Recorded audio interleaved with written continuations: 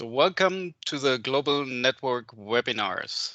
My name is Alexander Loschke, and I will be moderating this webinar today together with my colleagues Yusi Zhang and Sean Lovell. We are happy to have with us today Fernando Cantú from the UN Industrial Development Organization, UNIDO, and Daniel Hopp from the UN Conference on Trade and Development, UNCTAD, who will be talking about using nowcasting in official statistics.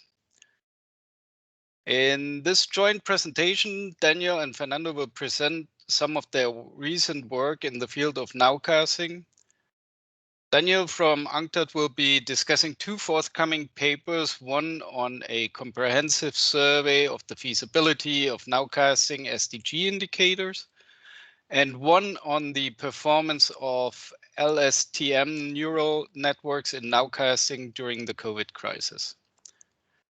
Additionally, Daniel will talk about how UNCTAD wants to change the way they present their nowcasts, moving from static PDF bulletins to an interactive website. Fernando from UNIDO will present the methodologies that are currently applied for nowcasting global industrial production, as well as the plans for developing a system of interlinked country-level nowcasts. Fernando will also make a special emphasis on model selection in nowcasting models. So let me now introduce our two speakers. Daniel is an associate statistician with the Development Statistics and Information branch of UNCTAD. Before joining the UN system in 2020, he worked in the private sector as an analyst at a private equity fund, as the head of analytics at an e-commerce startup, and as the principal data scientist for an Internet of Things startup. At UNCTAD, he is trying to leverage his experience in data ecosystems, machine learning, and programming to drive innovation in the domains of trade statistics, economic forecasting, and official statistics. Fernando is the chief of the statistics division of UNIDO. He has worked in the UN system for about 15 years now.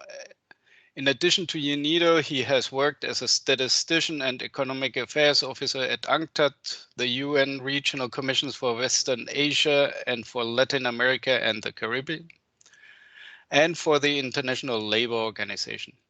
He also has experience in other international organizations and academia. His work covers topics in statistical methods, econometrics, statistical modeling, and forecasting applied to different areas of sustainable development.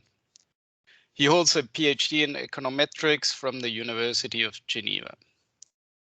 And now finally, as usual, a couple of practical things. So we will first hear the two presentations, and we will then have a Q&A session at the end. If you have questions, please feel free to write your comments and questions into the meeting chat at any time. And then during the Q&A session, please ask the question yourself by unmuting yourself, or if you wish, we can ask the question for you. As always, this Global Network webinar is being recorded and will be made available on the Global Network of Data Officers and Statisticians at yammer.com/UNStats. And we invite you to continue the discussions on the Global Network after the webinar. And I would like to take also this opportunity already now to say that there is a nowcasting and forecasting group on the Global Network. So please check that out.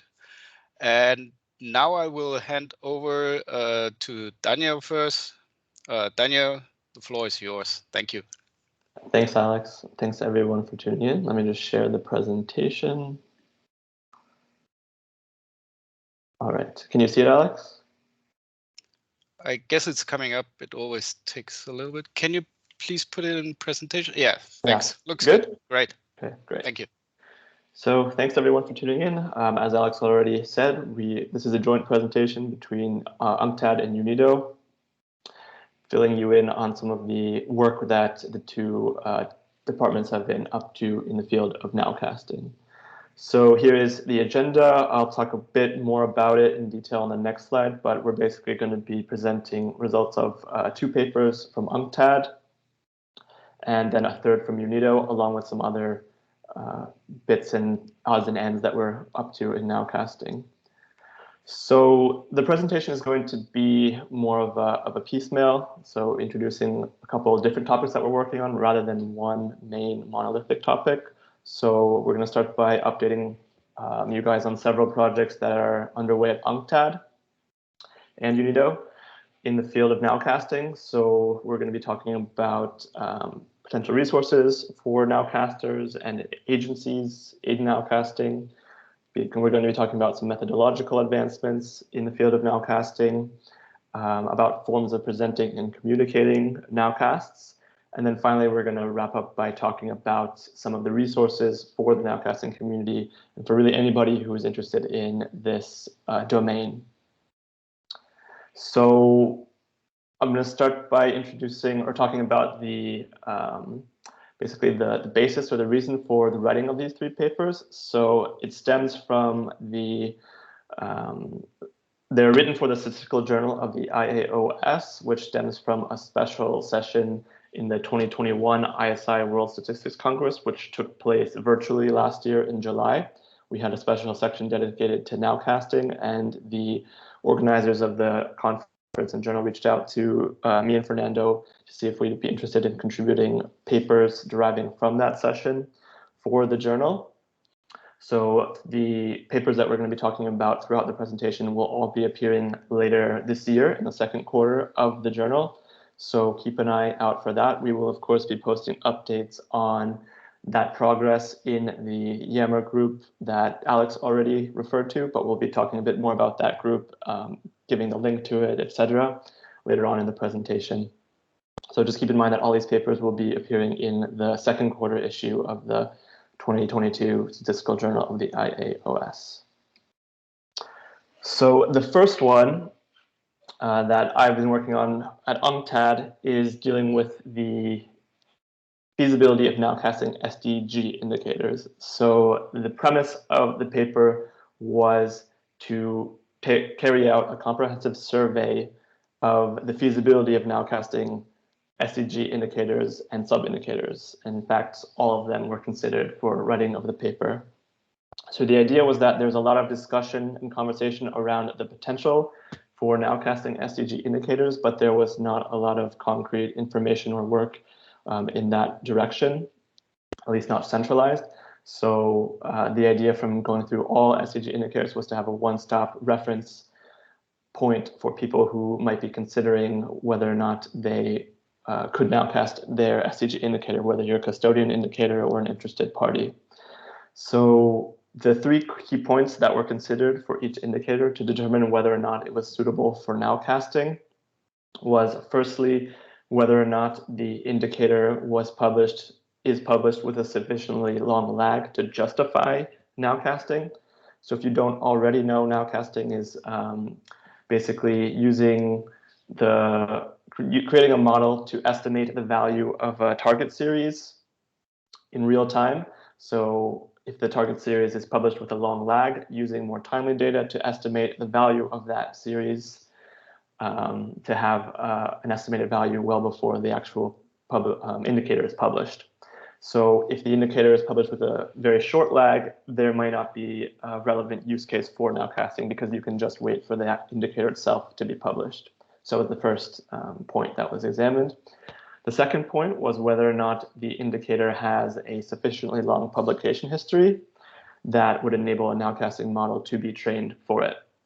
So if you have a relatively new series with just 1 or 2 years worth of data, that's generally not going to be enough information to be able to train a model on the history of that series to be able to make predictions into the future. You need a longer set of data. So if the series is brand new, it's started being published just last year after the indicator was defined, it's going to be too early to start nowcasting it. And then finally, the characteristic that was examined is whether or not there were explanatory variables to train a nowcasting model with that were published with a shorter time lag. So whether or not there was explanatory series that come out much earlier that a model could be trained on to give insight into the target variable. So considering all those 3 points, we looked at 362 tier 1 indicators and sub-indicators. And the reason I say tier 1 indicators is because those are indicators for which data are already being published for a majority of countries. And obviously, if we look back at the first point there, or sorry, the second point, the indicator needs to have already a publication history to be able to be nowcast, to be used for nowcasting. And so tier 2 indicators where the indicator may be well defined, but there's no data being collected yet, and tier 3 indicators where the indicator is not even fully defined yet, are not going to be suitable for nowcasting because there just doesn't exist any historical data to train a nowcasting model on. So that left us with 362 tier 1 indicators and sub-indicators.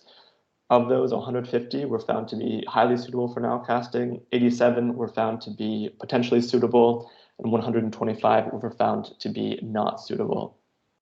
So that distinction between potentially suitable and highly suitable is a subjective one.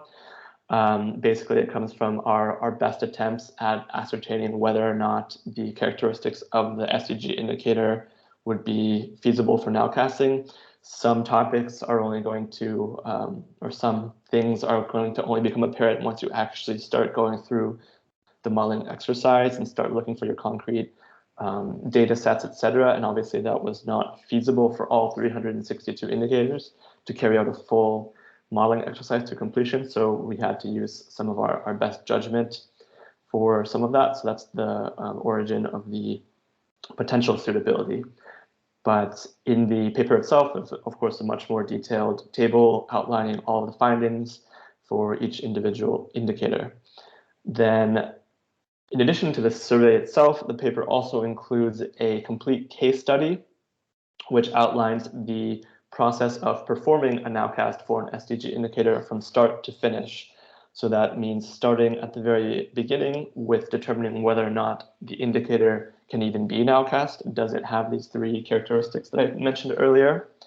Going through then to selecting the data that you're going to be using to nowcast the indicator. And then finally, the model selection process, assessing model performance, and producing final nowcasts, etc. So the goal of the paper is to be really a resource and a starting point for custodian agencies of SDG indicators or other people, governments, etc., anybody who's interested in SDG indicators, really, whether or not their SDG indicators of interest can benefit from nowcasting. So it's really aimed to be a one-stop shop for kind of understanding what can be nowcast in the SDG space, and then also providing a framework for how to go about doing that. So hopefully it's going to be useful to custodian agencies and potentially getting some nowcast produced of SDG indicators. So this is still in, we're still working on this paper. The preprint is not yet available on UNCTAD research papers, but it will be relatively soon, probably within the next month or so. Keep an eye out on the Yammer group, because of course I will be posting any updates on its status there. The preprint will probably come out next month before the iOS journal in probably June or July. The second paper that will be that we've been working on at UNCTAD is a follow-up of an earlier research paper on the use of LSTM neural networks in nowcasting.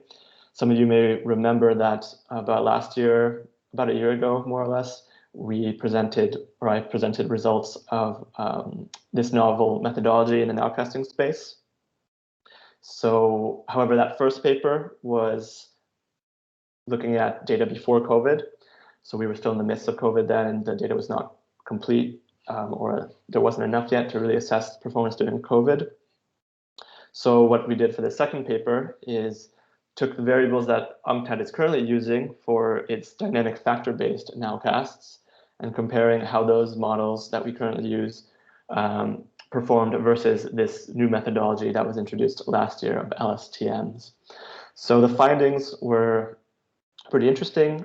In the paper, the LSTM outperformed the dynamic factor model, which, by the way, the dynamic factor model is a kind of the current de facto standard in nowcasting. So a lot of central banks, a lot of literature on nowcasting is using dynamic factor models. They're shown to be very robust and effective in the space. So that was why that was used as the benchmark. So in the paper, the LSTM was found to outperform the dynamic factor model in about 2/3 of variable quarter combinations and displayed a more consistent and gradual forecast evolution. I'll explain a bit more what I mean by that on the next slide. However, if you want any more information on this paper, this one actually is already available as a preprint on UNCTAD, as an UNCTAD research paper. I have a link to it at the end of this presentation. So if any of what I go over in this presentation is a little unclear, then feel free to take a look at the actual paper itself. Hopefully things are more explained in more depth there.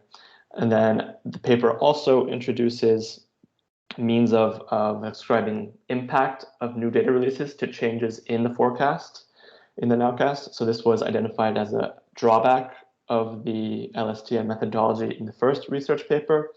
However, now in the second research paper, a means of doing that, of showing what impact new data coming out has on the forecast has been added to the open source library for using LSTM in nowcasting. And then finally, to make it a bit more usable or adaptability, to improve adaptability, the library has also been extended from initially just Python to now being available also in R, MATLAB, and Julia. In case you use any of those languages and don't have familiarity with Python, you can also take a look and try it out for yourself. So this chart explains or illustrates a bit more what I'm talking about in terms of the performance of the nowcast. It's a little complicated to explain. Again, feel free to go back and look at the paper if it's still not clear after my explanation I'll give here. But basically in the columns, we have the 4 or 5 quarters since the second quarter of 2020. So really the COVID period. Then in the rows, we have the 3 different series that were nowcast for the paper and the 3 different series that UNCTAD currently produces nowcasts for. So this is global trade in merchandise as expressed in values, global trade in merchandise expressed in volumes, and then global trade in services.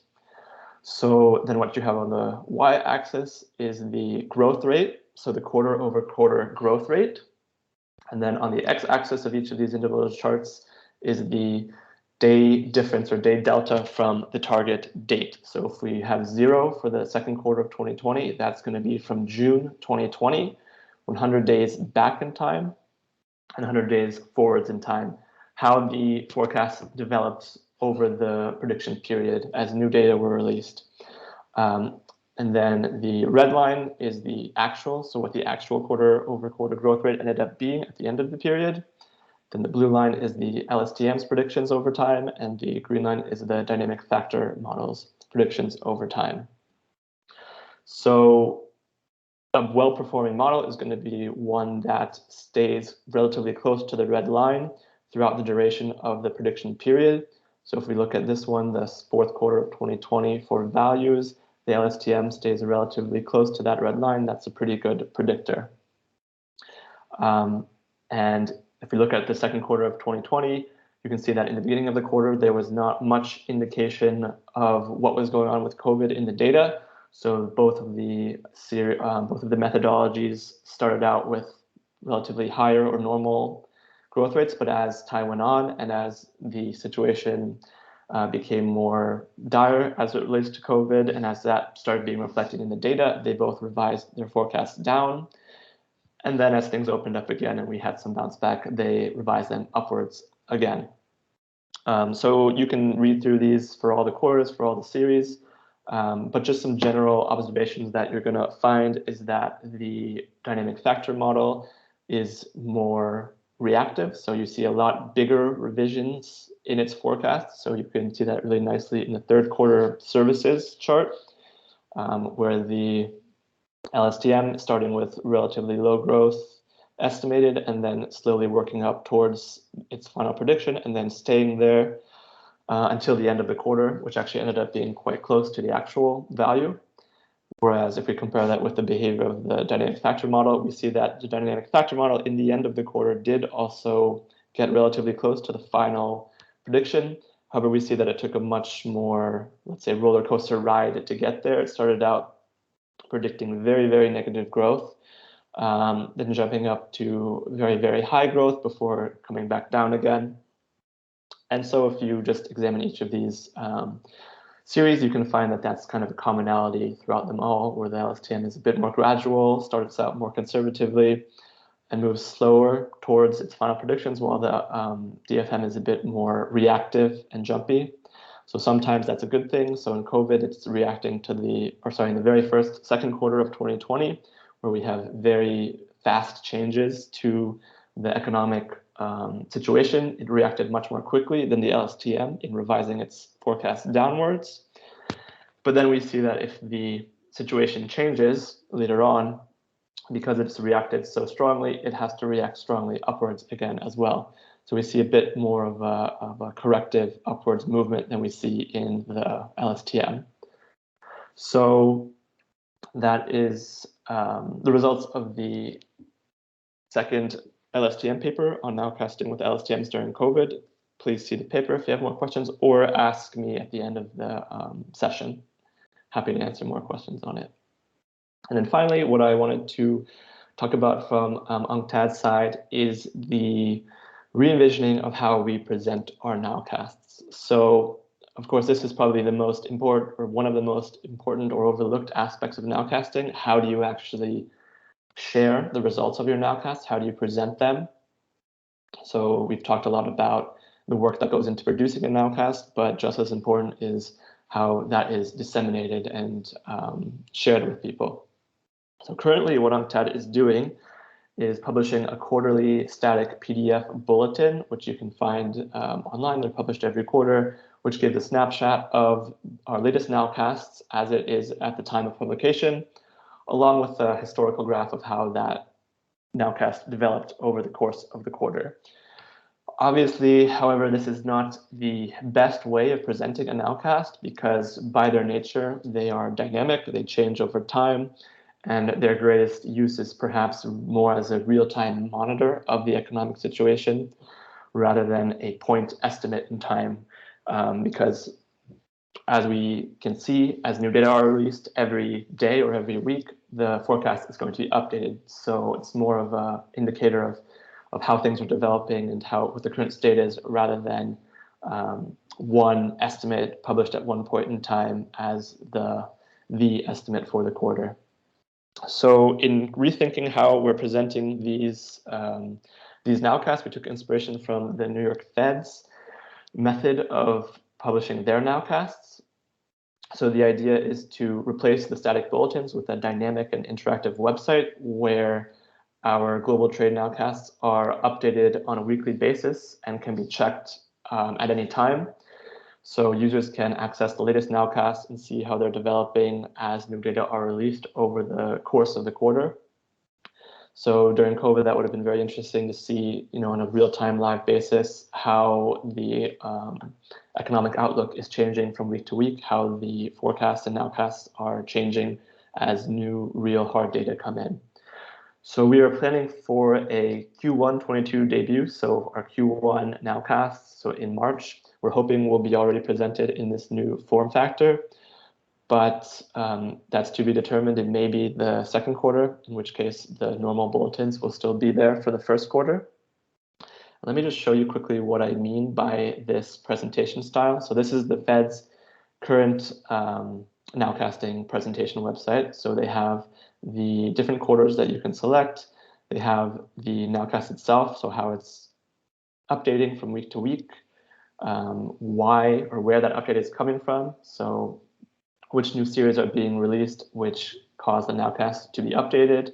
You can go historically back in time and compare the nowcast with the actual values in the end.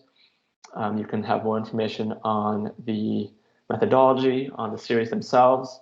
So this is obviously a much more interactive and organic way of presenting a nowcast. So this is the direction that we're planning to move in with UNCTAD. Oops. So from UNCTAD's side, that's it. I'll pass it over to Fernando now. So Fernando, just let me know whenever you want me to go on to the next slide.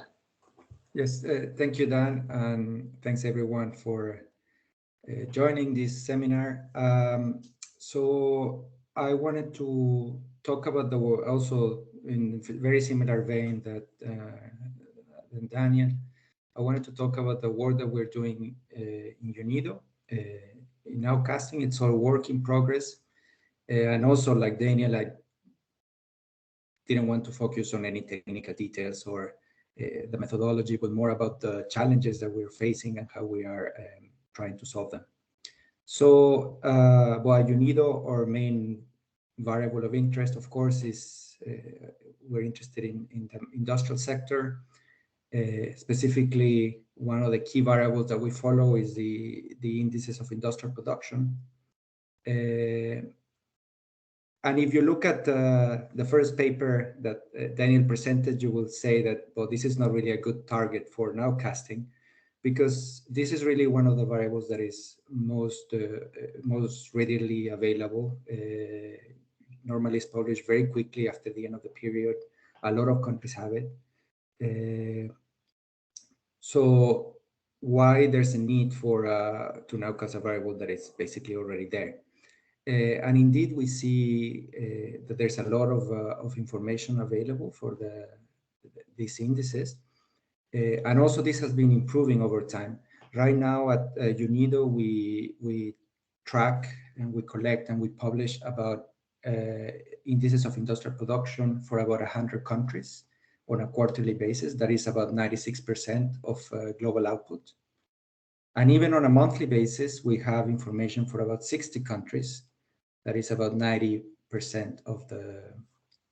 of global production. So you see that there is already a lot of information out there, but still there are some gaps in terms of that make us a bit, let's say, that there's still some room to work.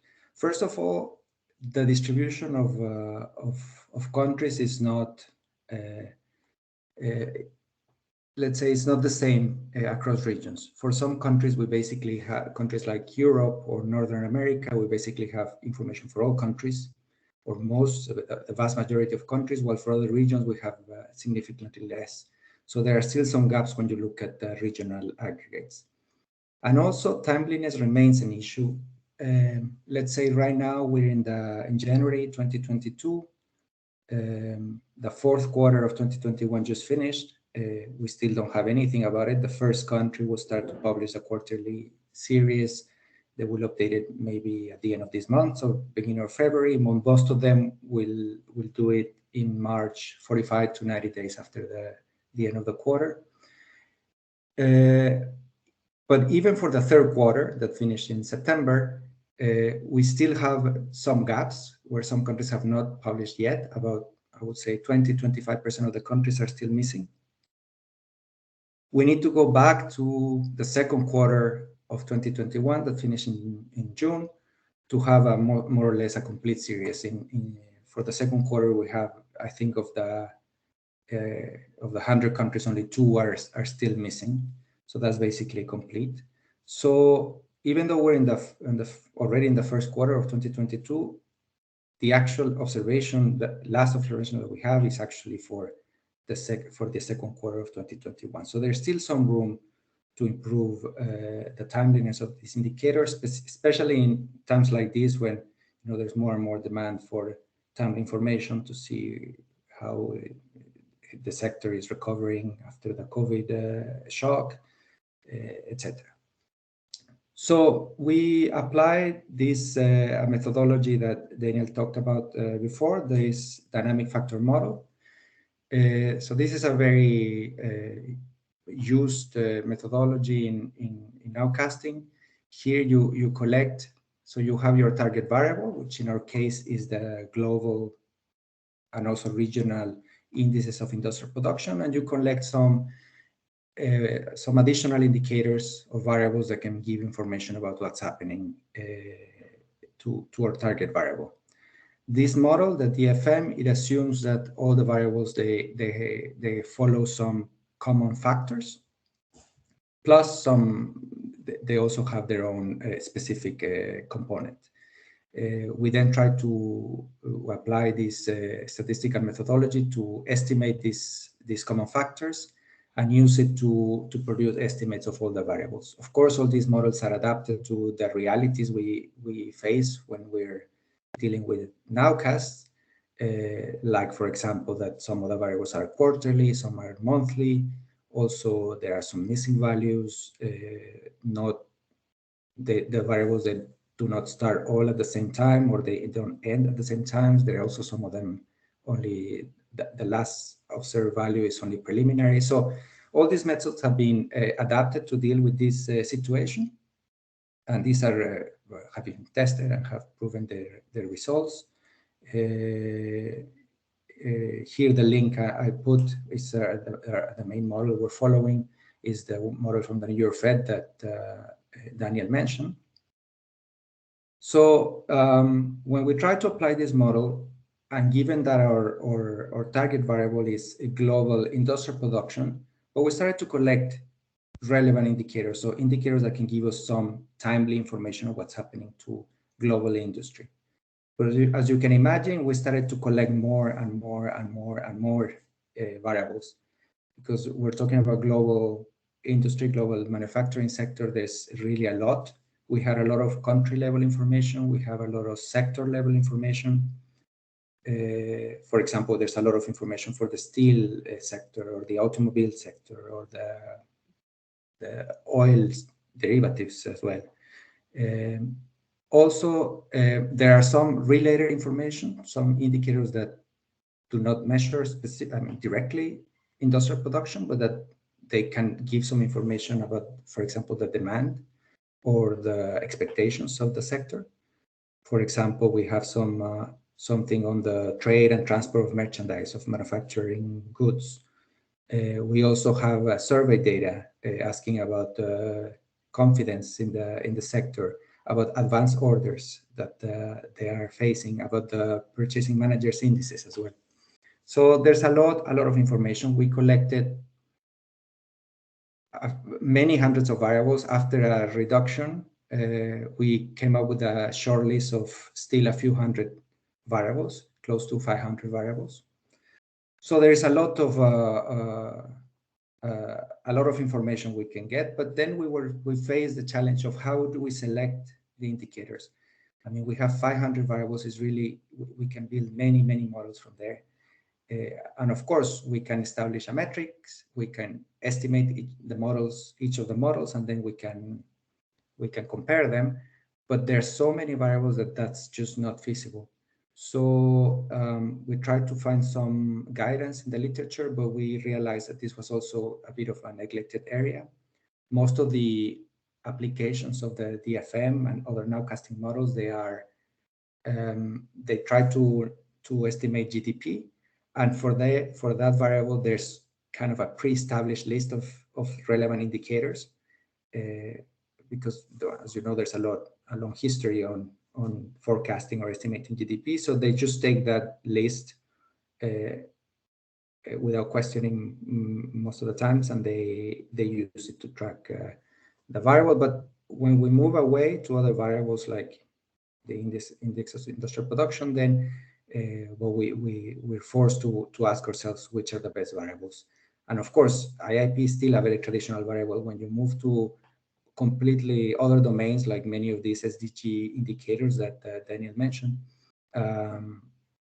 then this will be even a more central question.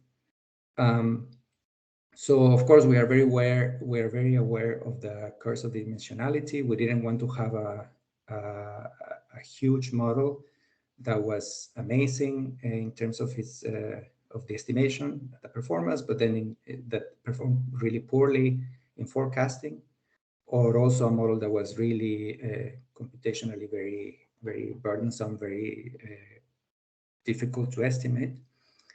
But also we cared a bit about how we are going to communicate the results as well. And for very complex models with many variables, it becomes more and more difficult to explain and also to justify small movements in the results. And Daniel, if we can go to the next slide, please. here it's a small illustration just to show you that this is not a trivial problem. So here, this is an estimation we did in July, and we were trying to nowcast the first quarter of 2021. So we're already in July, the first quarter finished in March, but it's still not published for all countries. So we were trying to estimate it. And as you can see, so based on these hundreds of variables that we had, we selected 100 models with 10 variables each, and the variables were selected at random. And then we calculated one of the estimate for the Q1. And as you can see, there is a relatively large variability in the results. So basically, there's some concentration around between 1 and 2, but some of the models go all the way to 3, and some of them are even producing a negative, so an estimate below 0. So this means that it is not a trivial problem. Like, the performance of the nowcasting really depends on the variables that you are including. Some of them are very informative, some of them are not. Some of them pull the model towards something else, let's say away from the target variable. So it's really important to keep in mind the model selection, as it's really a key issue. We can go to the next one, please. So here we say, okay, maybe it's because the model was rather small, 10 variables, which is not too small, but let's say maybe this can be solved by making a more complex model. So this time we also estimated 100 models, but now each one with 20 variables selected at random. And now we see is a slight improvement. Now it's very clear that the models more or less converge to an estimate between 1 and 2, with, let's say, 1.5 as the mode. But there's still some models that go above 3 or close to 0. So there was an improvement, but it still remains an issue. Next, please. So since it's just impossible to estimate all models, or even if we do a very, like the classic model selection techniques of forward selection or backward selection, backward elimination, sorry, it was, all those is just not feasible. It would take a long time to obtain something, so we didn't go in that direction.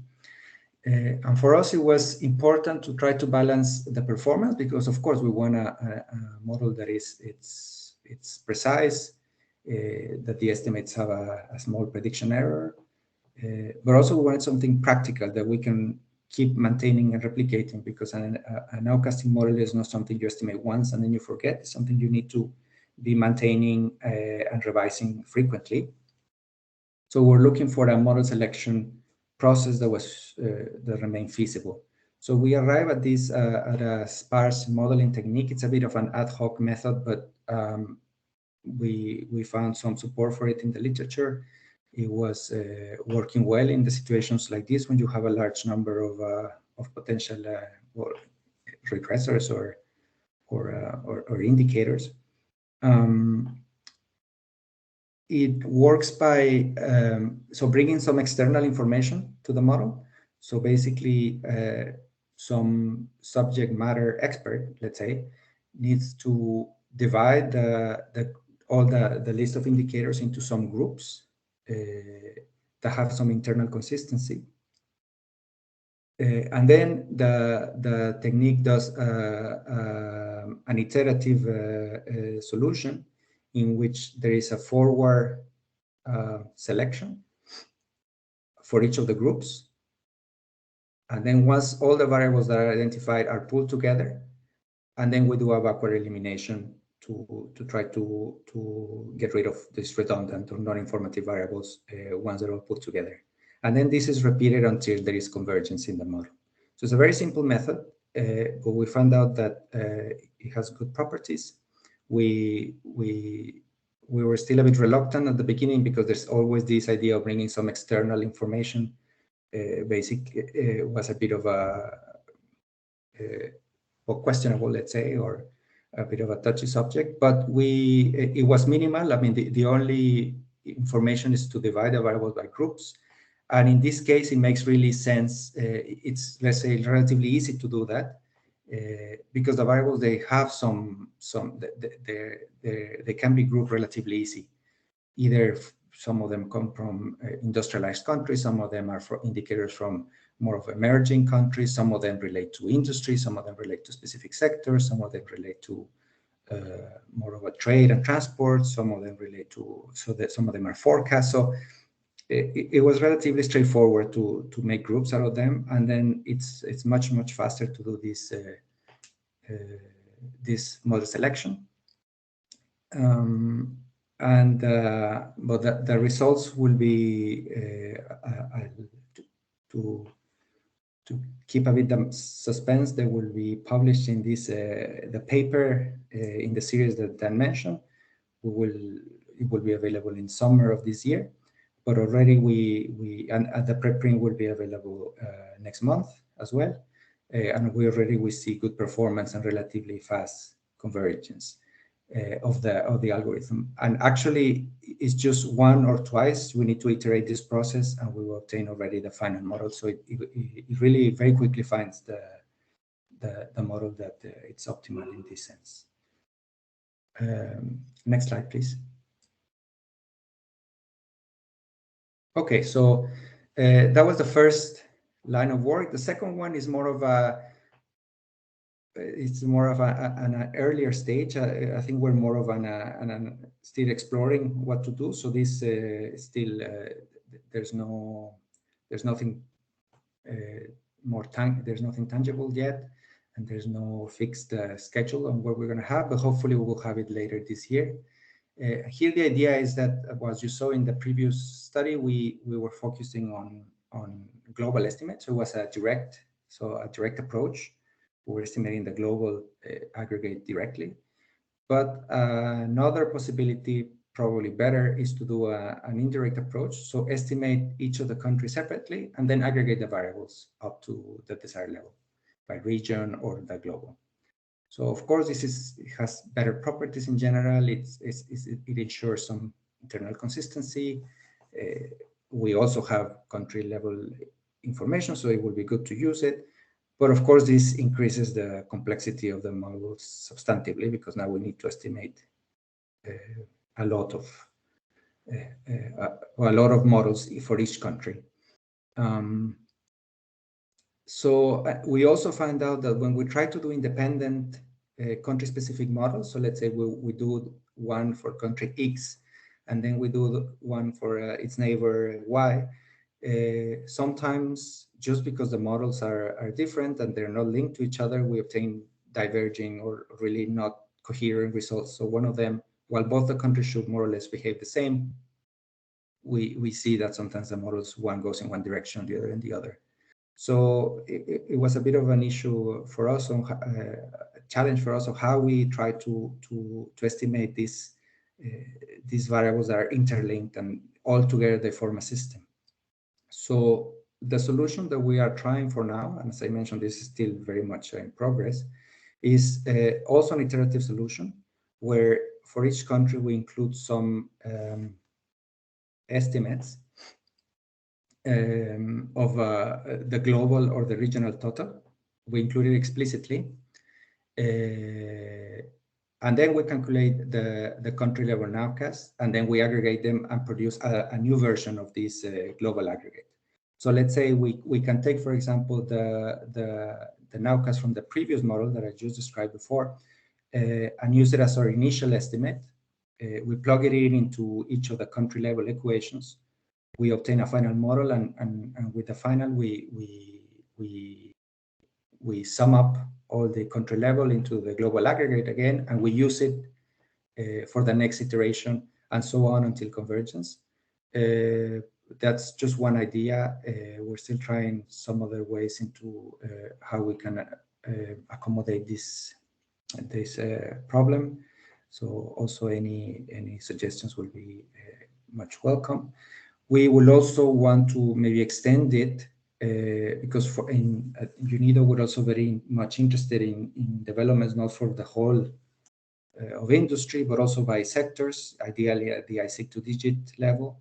So it will be good to also have some some nowcasts for specific sectors, but then we arrive at the same challenge that we have a global and some sector-specific nowcasts, and we need to make them match or be consistent.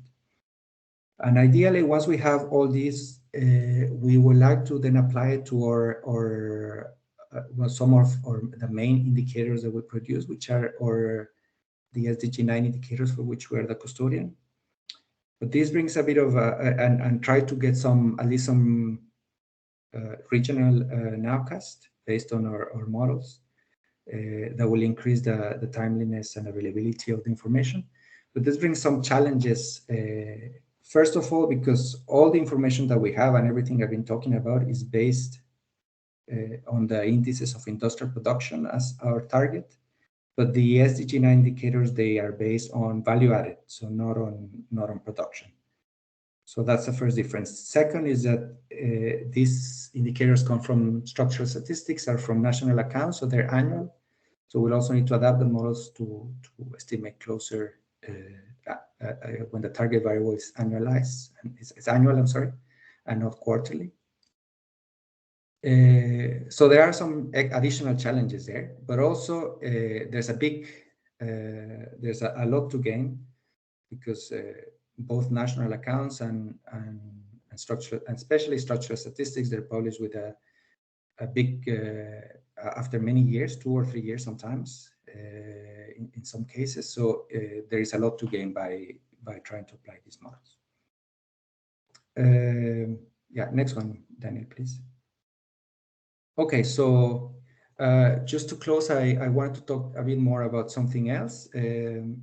So there already, hard to believe, already 2 years ago, there was this initiative to really promote the use of predictive analytics, nowcasting, and forecasting across the UN to improve the timeliness and be able to track to monitor the situation a bit more closely.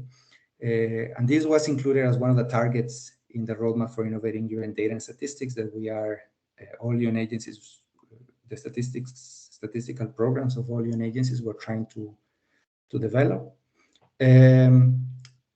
So, and here the idea is that we all face more or less common challenges in like some of the ones I was describing here of model selection or estimating a large system of equations, of related equations.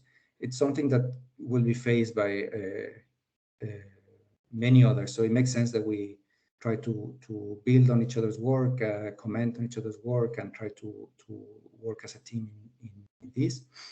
And also we face similar challenges like what Daniel was mentioning for communicating the nowcast. That's also something that we have discussed a lot in UNIDO, and I'm sure somewhere else as well.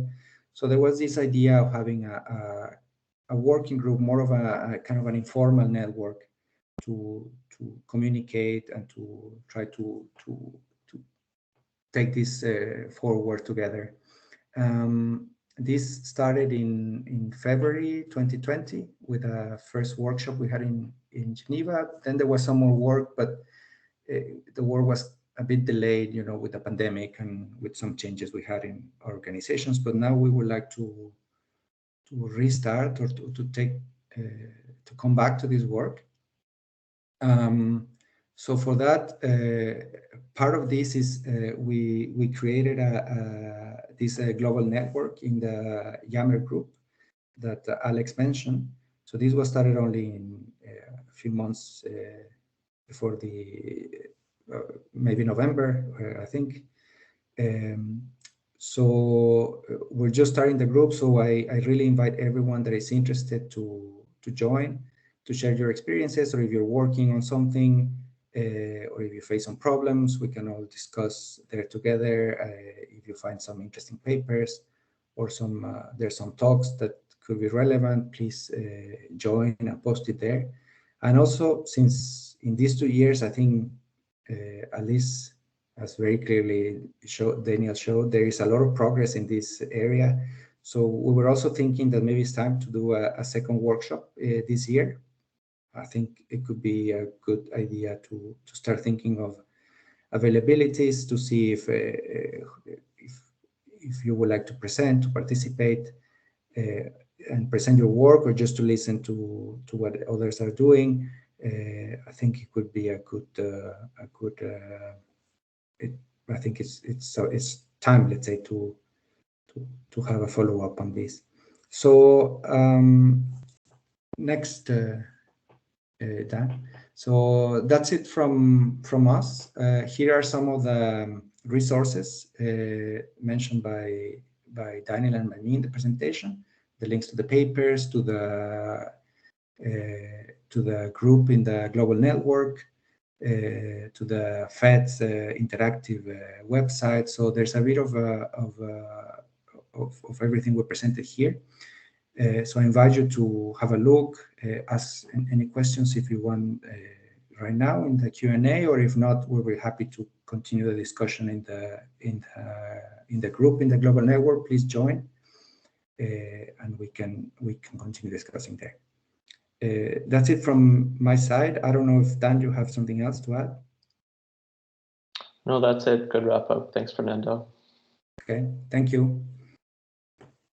Thank you, Daniel and Fernando, for those two presentations. Really, really informative of what is happening in this area of nowcasting. I see already quite a good number of questions in the meeting chat.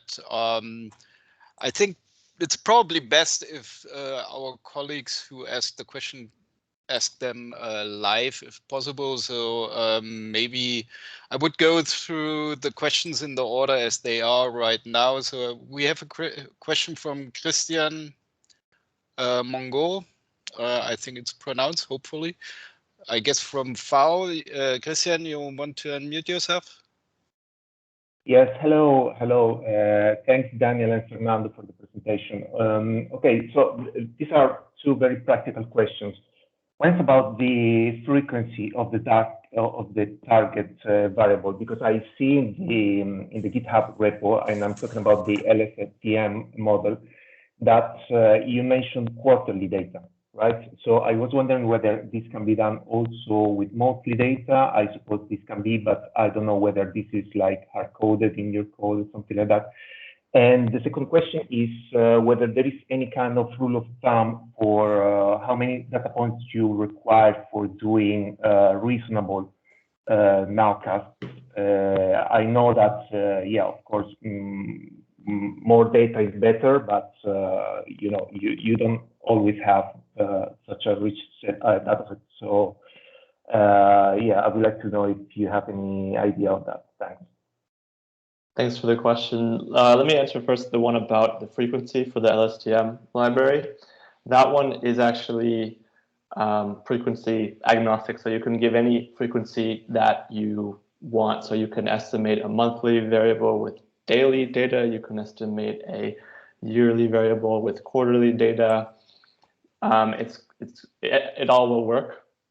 That's for the LSTM. I talk a bit about it if you read more in the documentation, how you go about doing that, but you basically put your data in the most frequent frequency, so the highest frequency one. So that would be if you have daily data, put it in daily, and then for your monthly data, you just put it on the last day of the month, etc.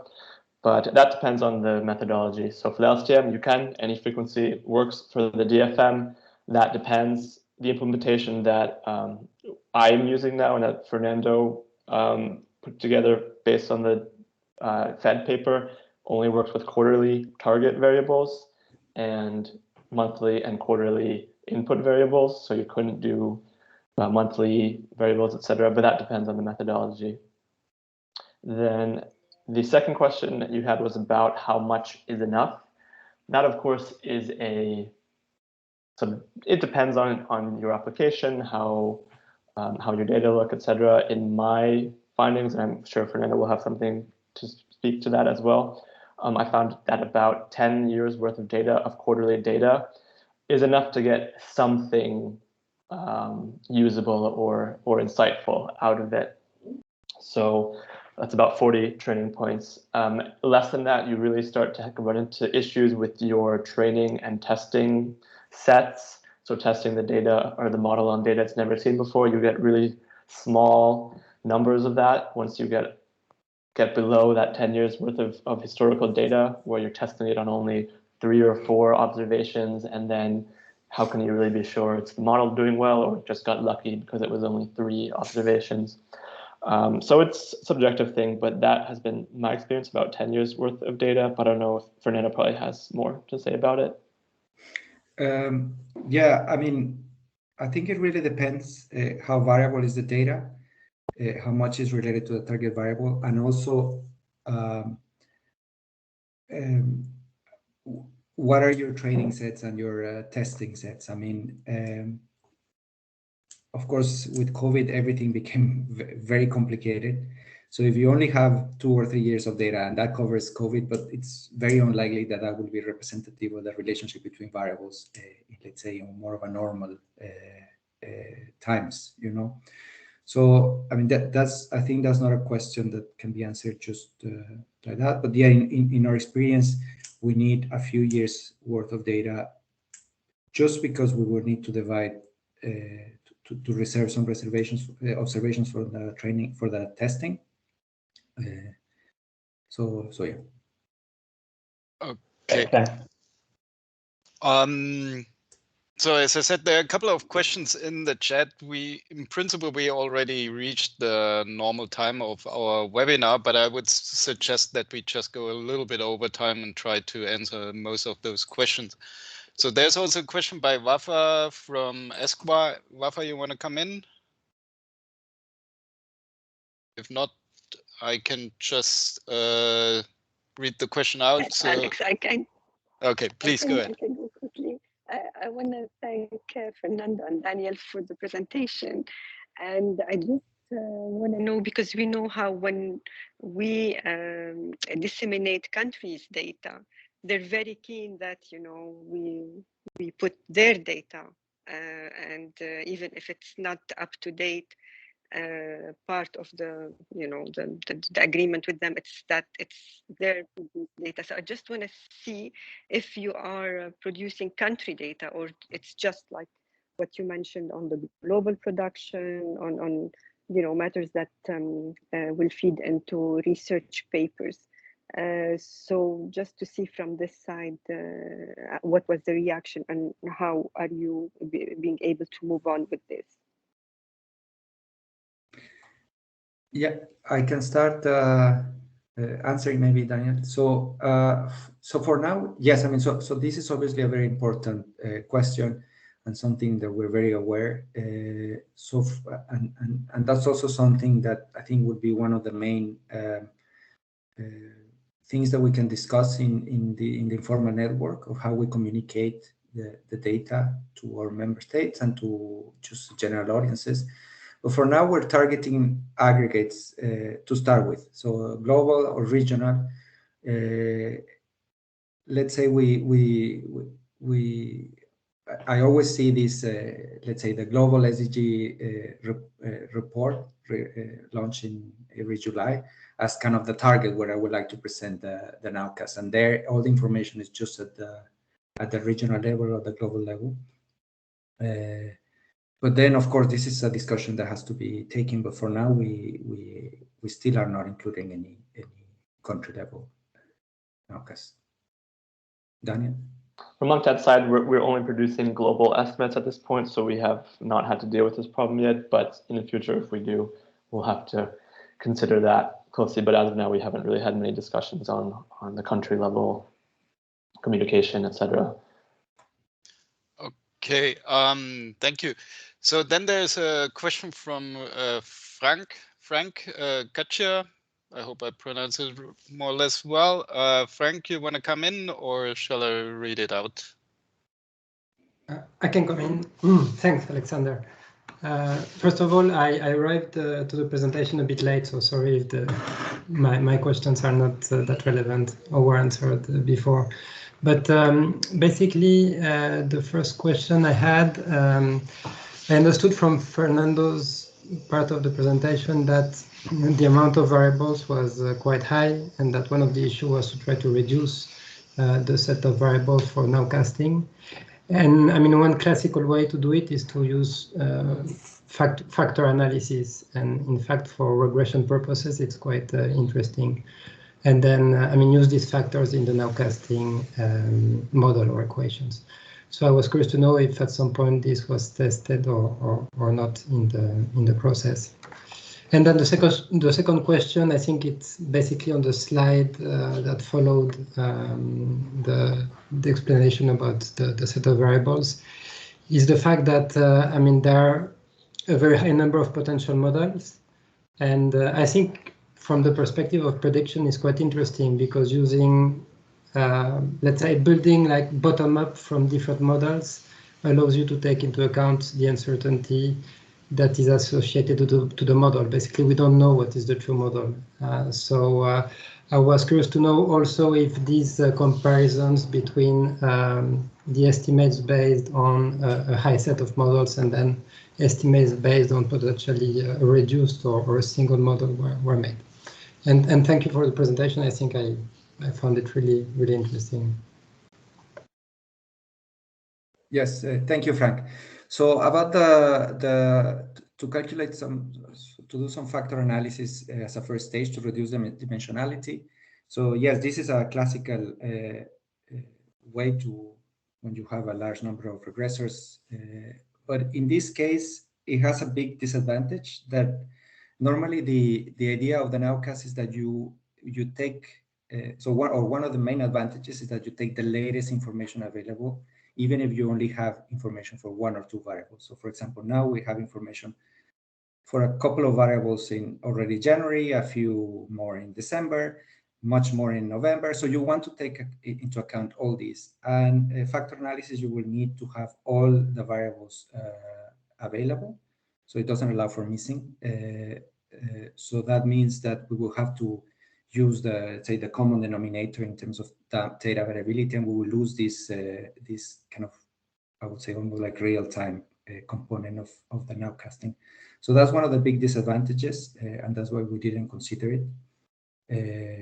But eventually, I mean, it could be an idea for subsets of variables when we have a lot of variables, let's say from the same source, that are published more or less at the same time. It could be a good idea to apply a factor analysis there. And about the second, there's something I didn't mention of this graph I put, is that these are just 100 models and what they produce. Some of them are very good. Some of them are terrible in terms of the prediction error. So yes, there is a role of model averaging. I think it's a good solution, but we also need to let's say weight the different models by their precision or how well they perform. So that's something that we're definitely going to consider as a potential solution when it's really not clear how we go about the model selection. I don't know if Dan, you have something else to. I don't really have anything to add. Yeah, I've thought a lot about model combination ensembling, different methodologies, etc., but I just haven't put in the work to start assessing that empirically. But it's interesting grounds for future research. Okay, I would suggest we take. Let's try to do 4 more minutes. Sorry for going over time. If you need to go somewhere else, please go ahead. But I would really like to take some more questions. So there's a question by Alessandra. Alessandra, you want to come in? Otherwise, I can just read it. Go ahead. Yes, I'm Alessandra Garbero from IFAD, Rome, and I have a naive question. Why didn't you consider lasso, regression, machine learning, other machine learning techniques for model selection? Over.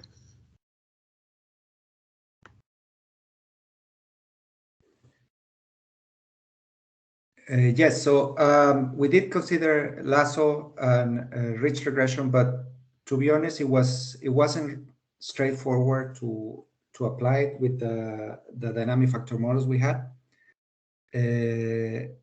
I tried as well a very naive implementation, and I didn't obtain very good results, so I didn't pursue that further, but it's definitely something that we should look into more detail. Thank you for that comment. It's important. Thank you. Thanks. And then we have a question by Fatma. Fatma, you want to come in? Yes, thank you, Alexander. So I have a question. I think the first part has been already answered. I wanted to ask how many data points would suffice for nowcasting using the models that you mentioned in the presentation. And you said 10 years. And I was wondering, how did you determine the feasibility of SDG indicators for nowcasting? Was it done on the basis of the availability of data points, or did you consider some other factors? So it was primarily on those 3 points that I listed earlier: the lag, the data, the history, the availability, and the existence of more timely current or more timely explanatory variables. Probably the biggest barrier, or the one that kind of knocked off a lot of potential SDG indicators, was the second one, the publication history. Mm-hmm. Because for most things, you were able to find explanatory variables. These days, there's so much available in new data sources, etc. And a lot of SDG indicators are produced with substantial lag. There's not very many that are really coming out so fast that you wouldn't need nowcasting. So really, much of the time, it came down to that data availability. And then I don't remember the exact. We have parameters listed in the paper. When it comes out, you can see there, of course, for the very detailed breakdown of what was considered and what was not. But it has to do both with the number of years, but of course also the frequency of the series. So obviously, if it's quarterly, you're going to have more data to train on than an annual series. But yeah, it came down to kind of that 10-year point. And when it was, let's say, on the border, that was noted in the survey. And so in the survey itself, you can see it lists how much data history is available, and then with some commentary on whether that may or may not be sufficient, whether it's unclear and needs to be checked. So that's how we approached it, because there was a lot of fuzzy borders. It's not always completely binary, cut and dry. This can or cannot be nowcasted. There's a lot of gray area. So we tried to address all of that in how we conducted the survey. Okay. Thanks. So now we're 10 minutes over time, so I think we really need to cut off here. Sean, sorry, I see that you are the next in line. I would suggest the following, because we have this nowcasting and forecasting group on the global network. I will post the questions there that are still remaining in the chat, and I would suggest that we, Daniel, you and Fernando, that you go there later on and just answer those questions over the course of today or tomorrow, and so we can answer all of the remaining questions. Apart from that, I would like now, please, everyone to unmute yourself and now give Daniel and Fernando a really big round of applause for this.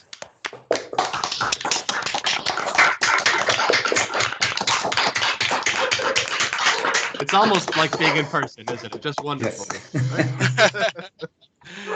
Thanks so much, everyone, for joining. So next week we have another global network webinar on visualization toolbox. So please tune in again, and please go to Yammer now to our global network and check it out, and later on for the answers of the remaining questions. Thanks, everyone. Bye-bye. Thank you. Thank you. Thank you. Bye-bye.